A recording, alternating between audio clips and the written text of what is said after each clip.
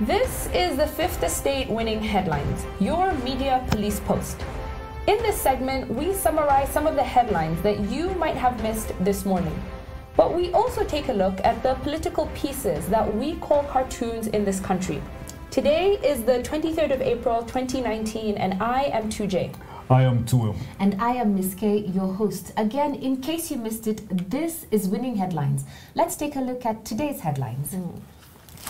The Standard, Uhuru promise to Moi. Wonder what that is. Daily Nation, William Ruto, portrait of a politician under siege. And The Star, Ruaraka land ghosts haunt state officials. All right. Yeah. Now, welcome back from Easter. Okay. Yeah. As always, different headlines, different papers. Yeah. I say we start with The Standard. Uhuru promise to Moi. I picked it up and read it because I really wondered. I thought that he'd What was the promise? And then I'm told that there's a promise. Yeah. You know, this is what you call the power of suggestion, right? And it's a clever headline. If I was around the street corner and I saw this paper, I would buy it. Yeah. But if you open and see the contents of it, President just signed a book of condolences and a visitor's book.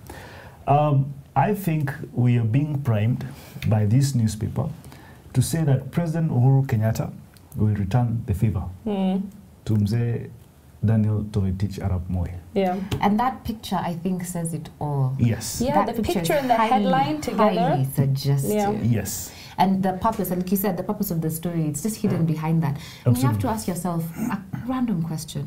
Who owns said media station? Just asking. Yeah.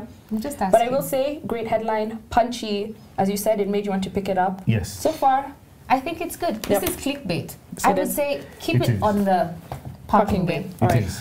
William Ruto, portrait of a politician under Siege. Yes. I told you people yesterday, Last week. on Thursday. Yeah. Yes. William Ruto is a political honey badger of this country. You throw him anything, relentless and resilient.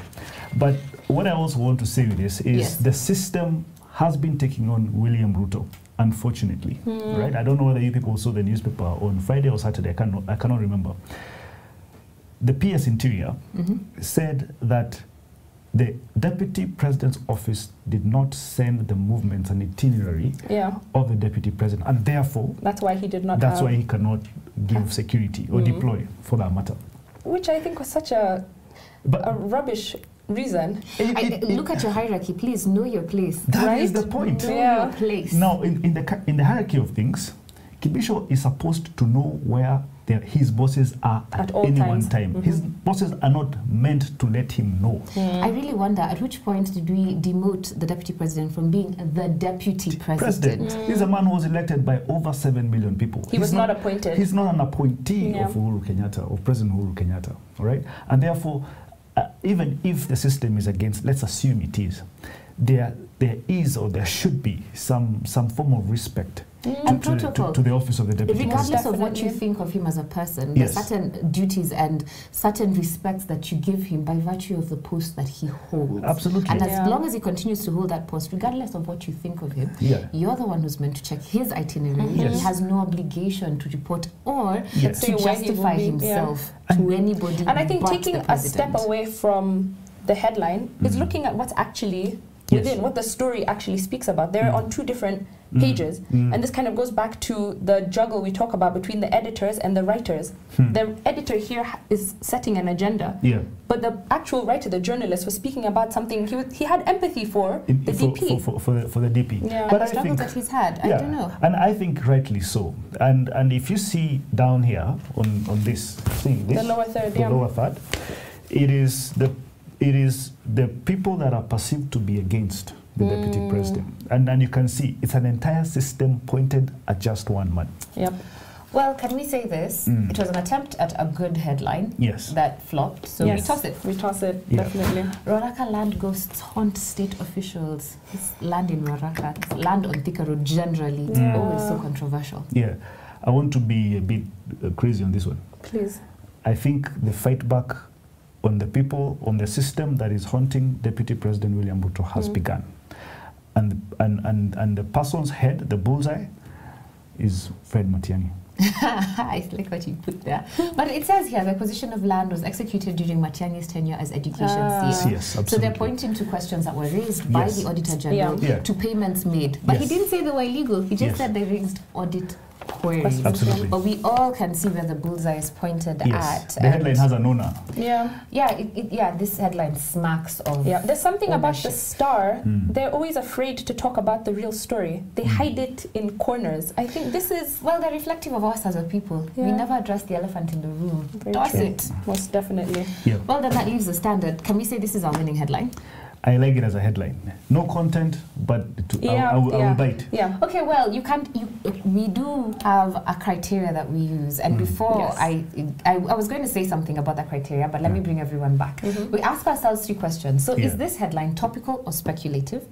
Is this headline groundbreaking or repetitive? And is this headline thoughtful or just plain lazy? I don't think we have anything in our criteria against suggestion. No, I think. But it's speculative. As a headline, it is speculative, but it's also very thoughtful. It is very thoughtful, It's very thoughtful. Someone made up this. I know, it's suggestive. Let's say suggestive, not speculative. Can we keep it as suggestive? If I own the Standard, me, like the person I know who owns it, I'll do the exact same thing. Okay, stop speculating now. But I say the Standard has our winning headline. On to our next segment. All right.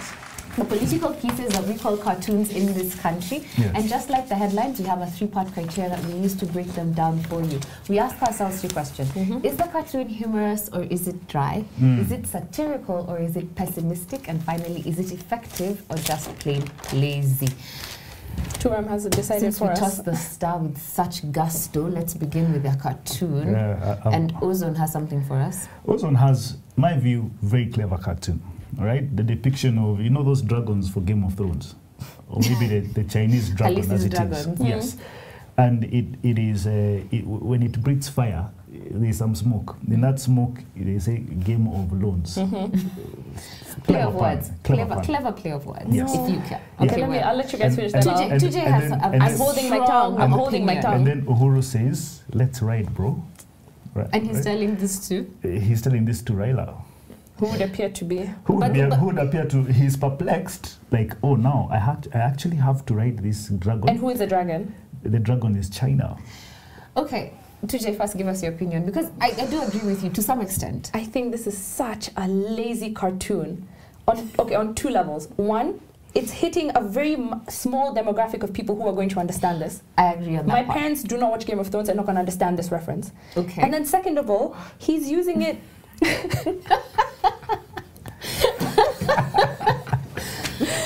There is open rebellion from... Second of all, he's using the Game of Thrones reference because the season 8 has just started. So he's using it just for publicity's sake. I think it's lazy. Well, I could agree to this regard. Our parents notwithstanding, there may be some who like Game of Thrones, but there is some guy somewhere in the heart of Kisii who thinks that the dragon is RUTO. I think that's another very good point. There was a headline like 2 weeks ago that said your deputy is a dragon. So I don't know.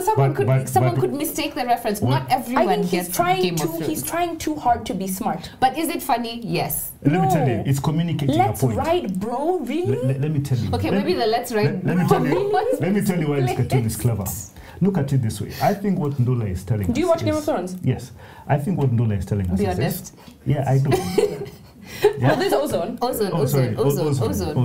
Ndula would never. I'm giving credits to people. Right. This is what Ozone is telling us.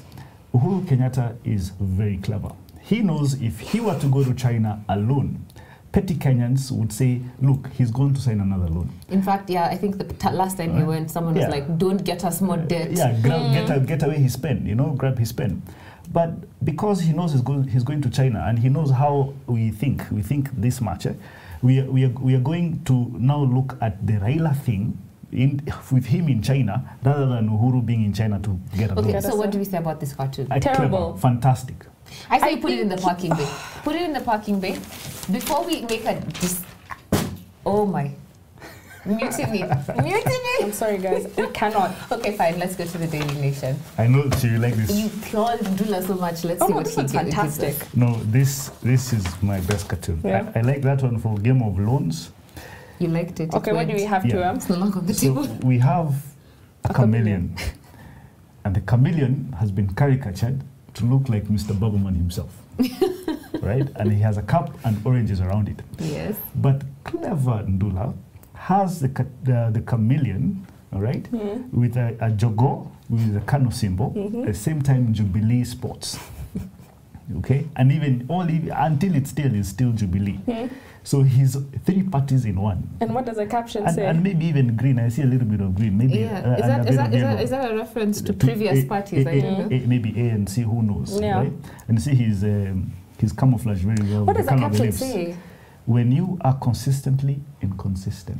I don't know. I have a question. Very clever. Before this moment, we had one politician who took the title of chameleon and watermelon for continually changing his mind and never being able to hold one position. Are we changing who that person is? Because I have to agree.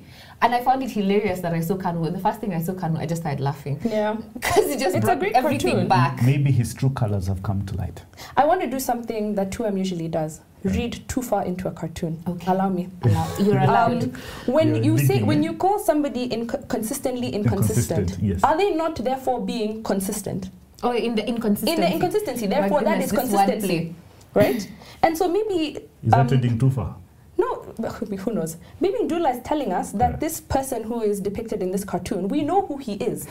But we are pretending that we do not know he is that person, that he is a chameleon, that he flip-flops, that he changes, that he cannot be trusted. That's my reading, but I don't know. I do love this cartoon. I say keep it in the parking bay. Let's see what's in the standard, what Gado has for us, but I am inclined to it. Okay. I'll just be honest. Finally, the nation. Oh, standard. Standard. It's Gado. Local cartoon. It's a depiction of the Auditor General. I think it's a reference to the story. Oko. He looks exactly like Oko. And then next to him is a battery of people. You have the media, you have a house, you have the banks, you have PK consulting firm, you have corruption. And you also have an advocate. Yes. Yeah. Yeah, and I think what this cartoon is trying to portray is that there's always some form of rent seeking even with the Auditor General. And I'm saying that because of this. The Auditor General last week recanted his queries on the Eurobond that was so much vilified. That's true, on the headline, 2 years ago. So controversial. Yeah. Yes. And what this cartoon is what Gado is trying to tell us is there's possibly some interventions by certain quarters on the Auditor General to make him recant earlier positions. Well, also maybe the Auditor General himself is questioning himself because he looks surprised here. He looks shocked. Yes. So I don't know. What I can say is that you have to really read into this cartoon to understand exactly what it means. Is he just presenting his report? Right. Are they presenting him with a report? Yeah. I just can't get it. Yeah, I think it's too layered.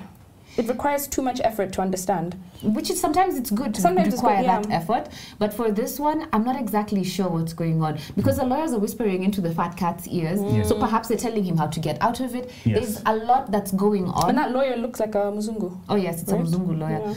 And I really, so I say we toss it. I think when you look at it up against Ndula's, consistently inconsistent. Yeah.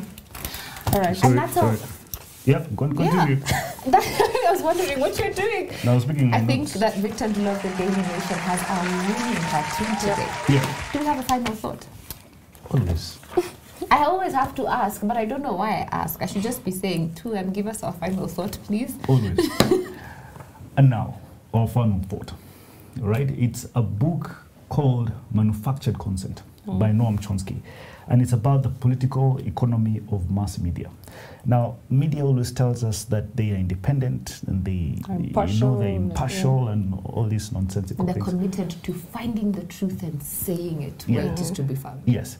But my point is, and the reason I say this is because it is not about, it's not mass media. It is private interest media. Right? They cater to their own interests. And there's something you wanted to say about.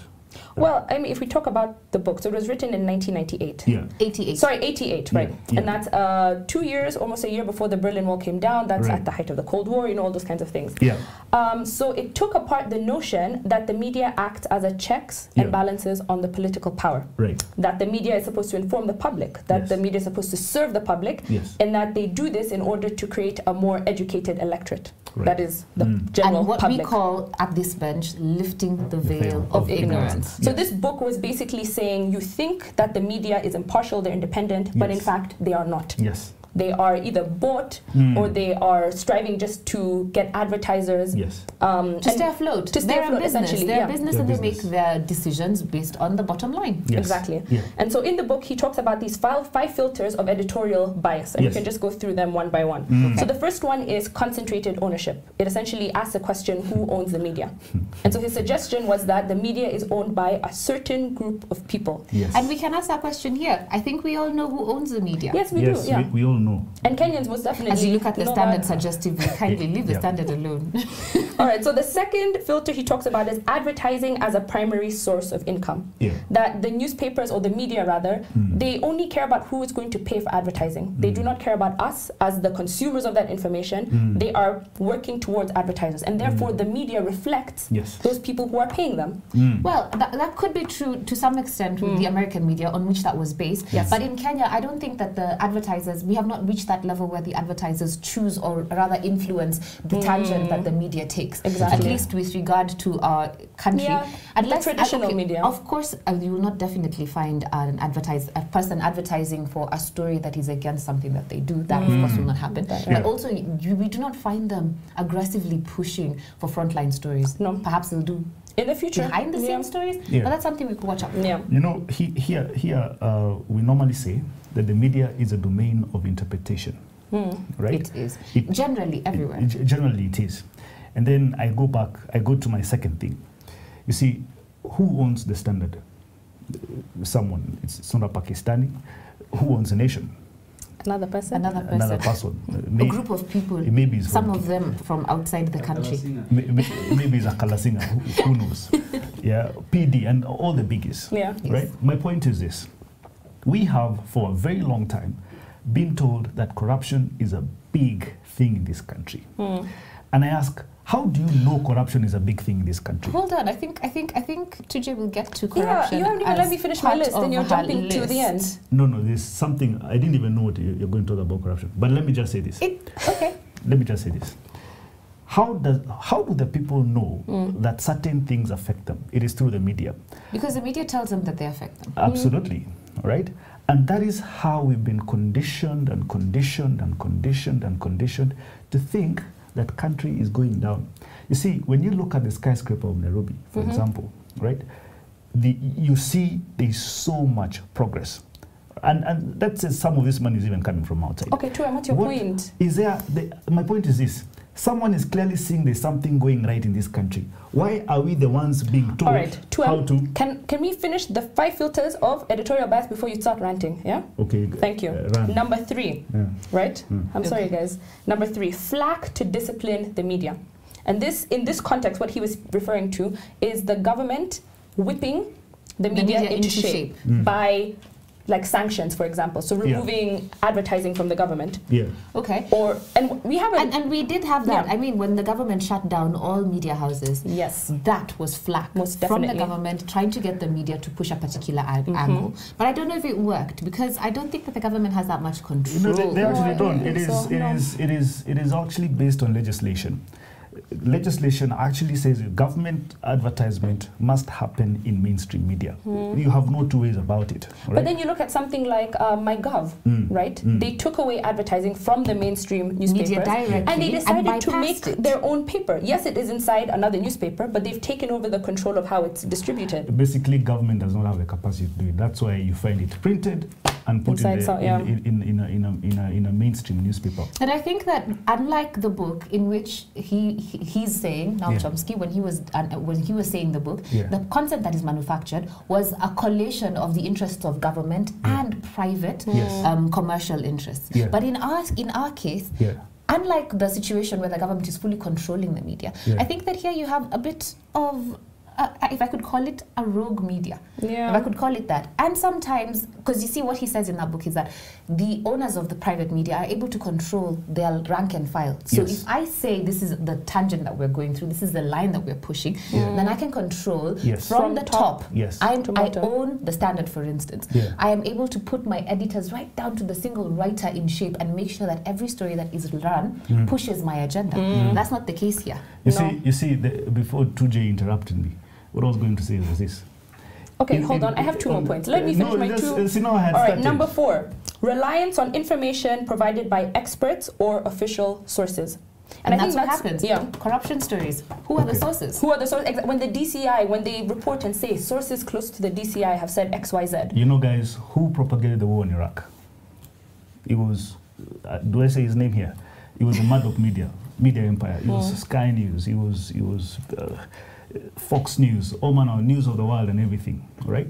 And they were able to convince a large population in the Western Hemisphere that someone had weapons of mass destruction. And that's because they were doing the 4th thing in that, the 5th thing in the list. The 5th filter of editorial bias. They were creating an external enemy or threat. Yes, absolutely. And that's my point. When you are told all the time that 65 billion shillings, always question who the owner of this media is, and not even who the owner is, what the narrative is, who owns this narrative. When you find out the beneficiary, you find out. Yeah, so in the book, one thing he makes clear is that the point of manufacturing consent is to make the public spectators, not participants. Then you get a properly functioning democracy. Okay, considering that 2M has interrupted me like 10 times, let me read the 5 filters of editorial bias one last time. We have number 1, concentrated ownership. Number 2, advertising as a primary source of income. Number 3, flack to discipline the media.